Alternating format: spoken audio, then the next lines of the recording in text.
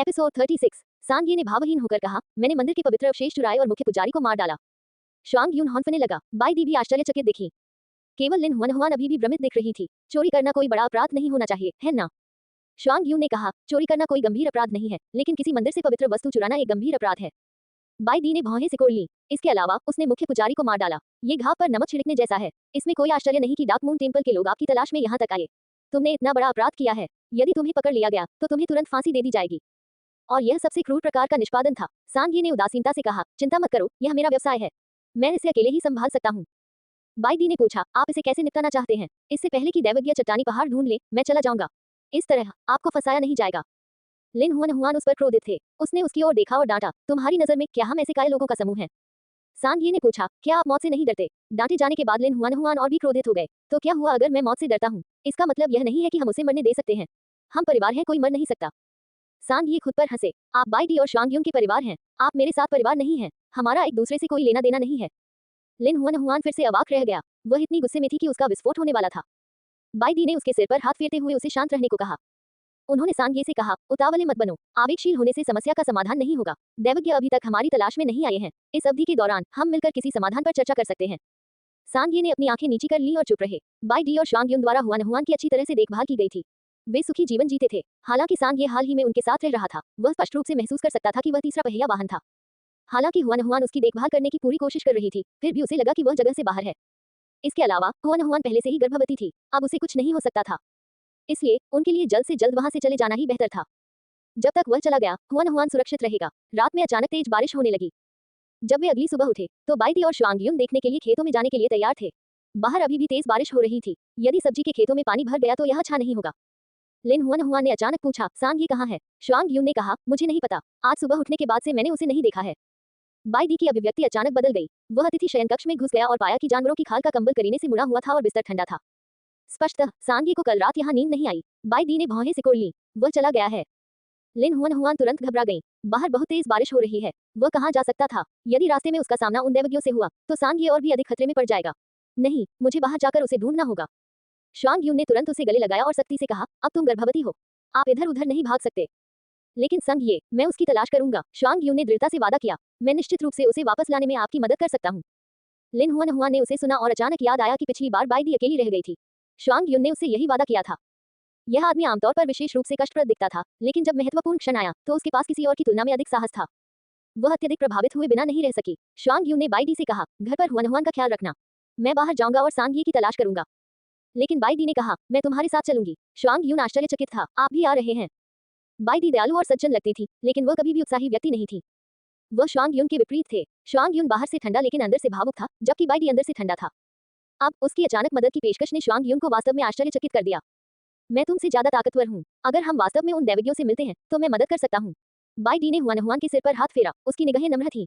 ऐसे समय में एक परिवार को एक साथ आगे बढ़ना और पीछे हटना होगा। उनके शब्द सांग ये को परिवार के रूप में स्वीकार करने के बराबर थे। श्वांग यून समझकर मुस्कुराया, ठीक है, चलो साथ चलते हैं। श्वांग यून ने जियू युआन से हुआन की देखभाल में मदद करने के लिए कहा। जियू युआन गंभीरता से सहमत हुए। चिंता मत करो पितृसत्ता, मैं निश्चित रूप से हुआन की अच्छी देखभाल करूंगा। उनके अलग होने से पहले लिन हुआन ने लाल आंखों से कहा, आपको सावधान रहना होगा। मैं घर पर रहकर तुम्हारे वापस आने का इंतजार करूंगा। श्वांग यून और बाई डी ने एक के बाद एक उसके मुंह को चूमा। हमारे लौटने का इंतजार करें। फिर वे 20 नर भेड़ियों के साथ तूफान में घुस गए। बारिश इतनी तेज थी कि पलक झपकते ही वे उसमें समा गए और फिर दिखाई नहीं दिए। लिन हुआन अभी भी गर्भवती थी। जियू युआन को चिंता थी कि वह ठंड से बीमार पड़ जाएगी, इसलिए उसने तुरंत उसे म्यूजियांग के साथ वापस जाने के लिए मना लिया। म्यूजियांग ने हुआन को आराम करने के लिए लेटने में मदद की। हालांकि इससे पहले कि वह देर तक लेटी रह पाती, वह अचानक उठ बैठी। मुझे उनके लिए कुछ गर्म सूप बनाना है। बाहर पानी जोरों से गिर रहा था। भले ही वे मजबूत हों, उन्हें आसानी से सर्दी लग जाएगी। म्यूजियांग ने लिन हुआन को जल्दी से रसोई में भागते देखा। उसने कल एकत्रित की गई रेत की जड़ों को पतले टुकड़ों में काटा और उन्हें कुछ लाल पत्तियों और शेलफिश घास के साथ मिला दिया। उसने उन्हें लोहे के बर्तन में रखा और पानी के साथ उबाला। थोड़ी ही देर में एक मसालेदार गंध फैल गई। म्यूजियांग ने संदेह से पूछा, आप क्या पका रहे हैं? लिन हुआन ने कहा, यह सर्दी से बचने की दवा है। जब बाई दी और अन्य लोग लौटे तो उन्हें एक बड़ा कटोरा दें। यह उनके स्वास्थ्य के लिए अच्छा है। म्यूजियांग ने हमेशा हुआन की बातों पर विश्वास किया था। वह जल्दी से सूप उबालने में मदद करने के लिए आई। अल्पविराम, बारिश होने लगी, जिसकी आवाज से पूरा जंगल ढक गया। जब वह दलदल से गुजरा तो सांग ये का सामना उन 4 दैवज्ञों से हुआ जो उसका पीछा कर रहे थे। दोनों पक्ष मिले ही थे कि उन्होंने बिना कुछ कहे हमला कर दिया। चारों दैवज्ञ अपने पशु रूपों में परिवर्तित हो गए। वे 4 काले और हरे रंग की रिंगनेक वाले सांप थे। विशाल काले अजगर को 4 छल्लेदार गर्दन वाले सांपों ने कसकर फंसा लिया था। काला अजगर आसानी से हार मानने को तैयार नहीं था और उसने मुड़ने और संघर्ष करने की पूरी कोशिश की। हालांकि उनमें से बहुत सारे थे, वह बिल्कुल भी मुक्त नहीं हो सका। मामले को और भी बदतर बनाने के लिए 4 रिंग नेक सांपों ने उसके शरीर में काट लिया था। उनके नुकीले दांत उसके तराजू और उसके मांस में घुस गए। इन सांपों के दांत अत्यधिक विषैले होते थे, यहाँ तक कि जहरीला काला अजगर भी एक ही समय में 4 रिंग नेक सांपों के जहर के हमलों का सामना नहीं कर सका। जैसे ही वह गिरने वाला था, बाइडी अचानक प्रकट हो गई। वह एक सफेद बाघ में बदल गया और झपटा। उसने रिंग नेक सांपों में से एक की गर्दन पर काटा और अपने चमकते पंजे उसके शरीर में घुसा दिए। बिजली गिरने से चांदी की अंगूठी वाला सांप कांपने लगा और चिल्लाने लगा। काले अजगर ने अवसर का लाभ उठाते हुए खुद को मुक्त कर लिया और कीचड़ से बाहर निकलने के लिए संघर्ष करने लगा। उसी समय सिल्वरी फ्रॉस्ट व्हाइट वुल्फ ने 20 जानवरों के साथ रिंग नेक सांपों को घेर लिया और उन पर टूट पड़े। इस अफरा तफरी में सफेद बाघ भाग निकला और काले अजगर को खींचकर किनारे ले गया। काला अजगर स्वतः ही मानव रूप में परिवर्तित हो गया। सांड ये जमीन पर पड़ा हुआ था। उसके पैर, कमर, कंधे और बांह पर काटने के निशान थे। घाव काले पड़ गए थे। जाहिर तौर पर उसे जहर दिया गया था। सफेद बाघ ने सांगिए को अपनी पीठ पर उठा लिया। वहां पर लटका हुआ, हम तुम्हें अभी वापस लाएंगे। ये देखकर कि सांगिए बच गया है, 4 रिंग नेक वाले सांप तुरंत पागल हो गए। उन्होंने अपने साथ उलझे भेड़िए जानवरों को झटक दिया और तेजी से सफेद बाघ का पीछा किया। ये देखकर सिल्वरी फ्रॉस्ट व्हाइट वुल्फ तुरंत आगे की ओर झपटा। जब वह उतरा तो 10 मीटर के दायरे में सब कुछ जम गया। 4 रिंग नेक वाले सांप भी जमे हुए थे। सिल्वर फ्रॉस्ट व्हाइट वुल्फ ने तुरंत 20 भेड़िया जानवरों को सफेद बाघ के पीछे चलने के लिए प्रेरित किया। सिल्वर फ्रॉस्ट व्हाइट वुल्फ चिल्लाया, मेरी बर्फ उन्हें लंबे समय तक जमाए नहीं रखेगी, वे जल्द ही पकड़ लेंगे। जैसे ही उसने बोलना समाप्त किया, 4 रिंग नेक वाले सांप अपने जमे हुए बंधनों से मुक्त हो गए और फिर से उनका पीछा करने लगे। भारी बारिश हुई और घास अत्यधिक गीली और फिसलन भरी हो गई। सांप के जानवरों के विचरण के लिए ये सबसे अच्छा वातावरण था। वे और तेज होते जा रहे थे। वे सफेद बाघ और भेड़िया जानवरों को पकड़ने वाले थे। सफेद बाघ चिल्लाया, सांगी को वापस ले जाओ, मैं 4 सांप जानवरों को फुसलाकर ले जाऊंगा। सिल्वर फ्रॉस्ट व्हाइट वुल्फ वापस दहाड़ा, इसके बारे में सोचो भी मत। अगर तुम्हें कुछ हुआ तो हुआ निश्चित रूप से इतनी क्रोधित होगी कि वह मुझे घर से बाहर निकाल देगी। मैं आपकी बकवास नहीं सुनना चाहता। तो फिर आपको क्या लगता है हमें क्या करना चाहिए? मुझे पता है कि आगे एक दलदल है, चलो वहां जाए। बाइडी ने तुरंत सिल्वरी फ्रॉस्ट व्हाइट वुल्फ के इरादों को समझ लिया और उसकी योजना से सहमत होकर दहाड़ने लगी। सिल्वर फ्रॉस्ट व्हाइट वुल्फ अपने पीछे भेड़िया जानवरों पर चिल्लाया, ये संकेत करते हुए कि उन्हें गति बढ़ानी चाहिए। वे बिजली की तरह जंगल में चले गए, लेकिन 4 सांप जानवर उनका पीछा करते रहे। जल्द ही वे दलदल के पास पहुंच गए। सिल्वरी फ्रॉस्ट व्हाइट वुल्फ ने मोर्चा संभाला और दलदल में कूद गया। जैसे ही उसके भेड़िए के पंजे उतरे, पूरा दलदल जम गया। बाइडी और 20 भेड़िया जानवर सिल्वर फ्रॉस्ट व्हाइट वुल्फ के साथ दलदल को पार करते हुए उनके पीछे पीछे चले। चारों सांप जानवरों ने तुरंत उनका पीछा किया। जब वे दलदल से गुजरे तो सिल्वर फ्रॉस्ट व्हाइट वुल्फ और भेड़िया जानवर अचानक घूम गए। उन्होंने दलदल की सतह पर बर्फ तोड़ दी। बर्फ टूट गई और चारों सांप जानवर भयभीत होकर चिल्लाते हुए दलदल में गिर गए। उन्होंने बहुत संघर्ष किया, लेकिन जितना अधिक उन्होंने संघर्ष किया, उतनी ही तेजी से उनके शरीर डूब गए। कुछ ही देर में चारों सांप जानवर पूरी तरह दलदल में डूब गए। सफेद बाघ दहाड़ा, चलो घर चलें। अल्पविराम। लिन हुआन आग के पास रुका रहा और बर्तन में गर्म सूप को देखता रहा। अगर आग बुझने वाली होती तो वह और लकड़ी डाल देती, अगर सूप सूखने वाला होता तो वह और पानी डाल देती। उसने अनगिनत बार पानी और लकड़ी डाली थी। उसने अपनी बाईं अनामिका में अंगूठी पकड़ ली और चुपचाप उनके लिए प्रार्थना की। म्यूजियांग अचानक 9 भेड़िए के बच्चों के साथ आ गया। जनजाति नेता और अन्य लोग वापस आ गए हैं। लिन हुआन उठे और तेजी से गुफा के प्रवेश द्वार की ओर भागे। म्यूजियांग ने भेड़िए के बच्चों के साथ उसका पीछा किया और चिल्लाया, तुम अभी भी गर्भवती हो, धीरे दौड़ो। 23 गीले जानवर गुफा में चले गए। सामने वाला व्यक्ति श्वांग युन था। लिन हुआन ने खुद को उसकी बाहों में फेंक दिया। उसका चेहरा उत्तेजना से लाल हो गया। आखिरकार आप वापस आ गए। श्वांग यू ने तुरंत उसे दूर धकेल दिया। मैं पानी में डूबा हुआ हूँ, मुझे मत छुओ, नहीं तो तुम्हें सर्दी लग जाएगी। बाइडी ने बेहोश सांगी की मदद की। सांगी को जहर दिया गया है, हमें उसे जल्दी से विषमुक्त करना होगा। जब लिन हुआन ने सांगी की मरणासन शक्ल देखी तो उसका दिल कस गया। वह झट से बोली, जल्दी से उसे घर वापस भेजो। फिर उसने म्यूजियांग से कहा, जो उसका पीछा कर रहा था, इन नर जानवरों को सूप बांटने में मेरी मदद करें, कहीं ऐसा न हो कि वे बारिश से बीमार पड़ जाएं। म्यूजियांग तुरंत सहमत हो गया। ठीक है, यह मुझ पर छोड़ दो। भेड़िए के पिल्लों ने अपनी पूंछ जोर जोर से हिलाते हुए उसके चारों ओर चक्कर लगाया। हम भी मदद करना चाहते हैं। म्यूजियांग ने उनके सिर पर हाथ फेरा। जरूर, वे ठंड से बचने के लिए सूप बांटने गए। लिन हुआन ने अपना सारा ध्यान जहर वाले सांगी पर केंद्रित किया। वह बिस्तर पर लेट गया। जहर उसके शरीर में फैल चुका था। उसकी त्वचा भूरे रंग की थी, उसकी आंखें नीली काली थी, उसके होंठ बैंगनी थे और उसकी सांसें उथली थी। लिन हुआन ने उसके शरीर से बारिश पहुंचने में उसकी मदद की। उसे गहरा जहर दिया गया है, साधारण जड़ी बूटियां उसे नहीं बचा सकती। बाइडी और श्वांग युन दोनों गंभीर दिख रहे थे। महत्वपूर्ण समय में वे केवल चरम तरीकों का ही उपयोग कर सकते थे। लिन हुआन ने हड्डी वाला चाकू निकाला और उसकी हथेली बेरहमी से काट दी। खून बह निकला। उसने खून को एक लकड़ी के कटोरे में भर लिया। बाइडी और श्वांग युन इसे सहन नहीं कर सके, लेकिन उनमें से किसी ने भी उसे रोकने के लिए कुछ नहीं कहा। यह अंतिम उपाय था। जब लकड़ी का कटोरा लगभग भर गया तो श्वांग युन उसे याद दिलाने से खुद को नहीं रोक सकी, क्या यह पर्याप्त नहीं है? आप अभी भी गर्भवती हैं, आप बहुत अधिक रक्तस्राव नहीं कर सकते, यह आपके और बच्चे के लिए अच्छा नहीं है। बाइडी ने जानवरों की खाल का एक टुकड़ा फाड़ दिया। हुआन की हथेली पर सुगंधित और कुरकुरे फलों का पेस्ट लगाने के बाद उसने खाल को उसके चारों ओर कसकर लपेट दिया। लिन हुआन का सिर थोड़ा चक्कर आ रहा था क्योंकि उसका बहुत अधिक खून बह गया था। लकड़ी का कटोरा पकड़ते समय उसके हाथ कांप रहे थे। बाइडी ने जल्दी से लकड़ी का कटोरा पकड़ लिया। मुझे उसे खिलाने दो। लिन हुआन ने धीरे से जाने दिया और आराम करने के लिए एक तरफ झुक गई। श्वांग युन ने सांगिए को ऊपर उठाने में मदद की और उसकी पीठ और सिर को सहारा दिया। बाइडी ने अपना मुंह खोला और खून अंदर डाला। ये सब हुआन हुआन का खून था, एक भी बूंद बर्बाद नहीं होने दी जाएगी। पूरा कटोरा खून पी गया। शुआंग यून ने सांगी को वापस बिस्तर पर लिटा दिया। लिन हुआन हुआन ने बाई डी और शुआंग यून से कहा, जाओ और ठंड से छुटकारा पाने के लिए एक कटोरा सूप पी लो। गर्म स्नान करें और साफ कपड़े पहन लें। सांगी के ठीक होने का इंतजार मत करो, नहीं तो तुम ठंड से बीमार पड़ जाओगे। बाई डी ने उसके हल्के पीले चेहरे को छुआ। अभी अभी तुम्हारा बहुत खून बह गया, जाकर आराम करो। मैं ठीक हूँ, जल्दी करो और सूप पी लो, इसे बनाने में मैंने बहुत मेहनत की। बाई डी और शुआंग यून के पास सूप पीने के लिए रसोई में जाने के अलावा कोई विकल्प नहीं था। उन्होंने जल्दी से खुद को सुखाया और उसके बाद जानवरों की खाल की साफ कर पहन ली। बाई डी ने विशेष रूप से लाल जामुन का एक बेसिन धोया और उन्हें खाने के लिए हुआन हुआन ले आई। लिन हुआन हुआन ने लाल जामुन खाए और उसकी अभिव्यक्ति में थोड़ा सुधार हुआ। शुआंग यून को एहसास हुआ कि सांगी का घाव ठीक हो रहा था।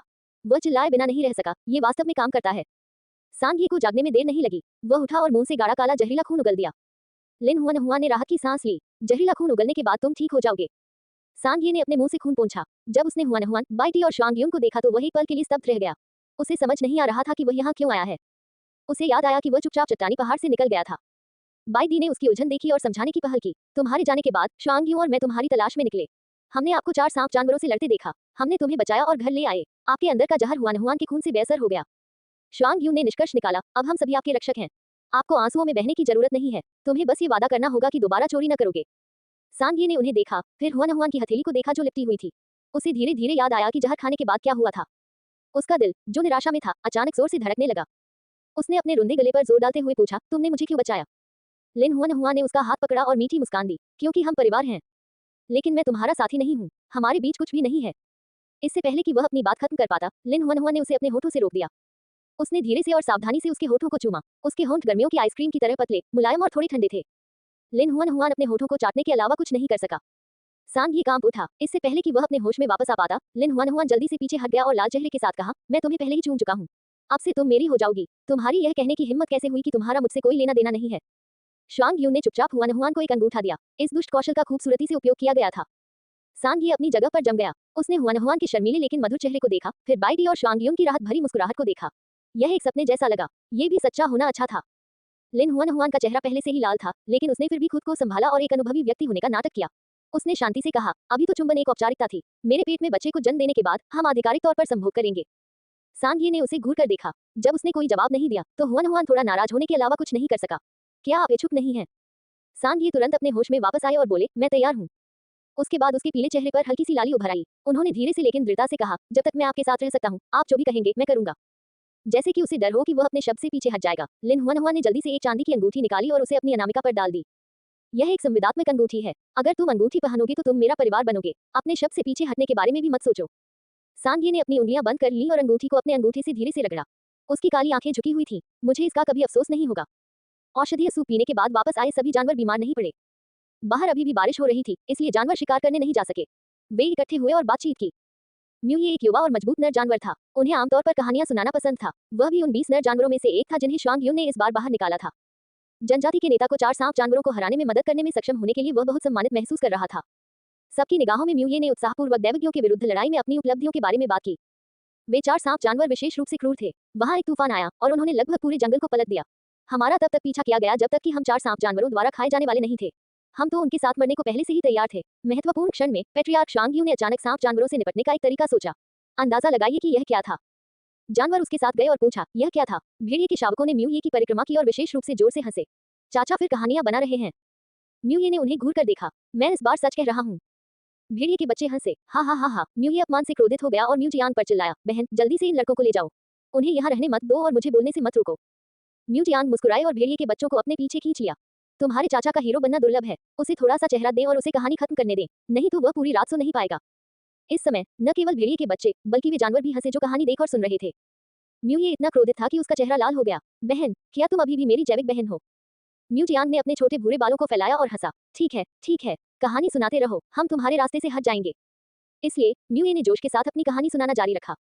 इस समय हुआन हुआन के घर में 4 लोगों का परिवार भी भविष्यवाणियों पर चर्चा कर रहा था। बाई डी ने धीमी आवाज में कहा, उस मंदिर का पशु नगरों में बहुत ऊंचा स्थान है। थोड़े कमजोर बीस्ट मास्टर की तुलना में मंदिर उस बीस्ट मास्टर से भी रैंकिंग में ऊंचा होगा। अगर उन्हें पता चला कि हमने 4 दैवज्ञों को मार डाला है तो वे निश्चित रूप से हमसे बदला लेंगे। शुआंग यून ने कहा, हमने सभी 4 दैवज्ञों को मार डाला। किसी को सूचित किए बिना डार्क मून टेम्पल को फिलहाल दैवज्ञों की मृत्यु के बारे में पता नहीं चलना चाहिए। इस अवधि के दौरान मैं जनजाति के नर जानवरों को प्रशिक्षित करूंगा और युद्ध के लिए पर्याप्त तैयारी करूंगा। लिन हुआन हुआन ने कहा, यदि आप लड़ेंगे तो निश्चित रूप से घायल हो जाएंगे। मुझे बैकअप के तौर पर कुछ और जड़ी बूटियां इकट्ठी करनी होंगी। श्वांग यून ने कहा, अगर हम वास्तव में लड़ते हैं, हुआन हुआन, मादा और भेड़िया शावकों के साथ तहखाने में छिप जाते हैं। लिन हुआन हुआन ने अपनी छाती थपथपाई और वादा किया, चिंता मत करो, मैं निश्चित रूप से मादाओं और भेड़िया शावकों की अच्छी देखभाल करूंगा। बाई दी ने इसके बारे में कुछ और सोचा। उस स्थिति में हम तहखाने को और चौड़ा खोद सकते हैं। ये सबसे अच्छा होगा अगर हम जरूरत पड़ने पर एक गुप्त मार्ग खोद सकें। श्वांग यून सहमत हुए। ठीक है। सांग ये ने उन्हें गंभीरता से चर्चा करते देखा और उसका दिल गर्म हो गया। जब से वह मंदिर से भागा, उसने अपना दिल सील कर लिया था।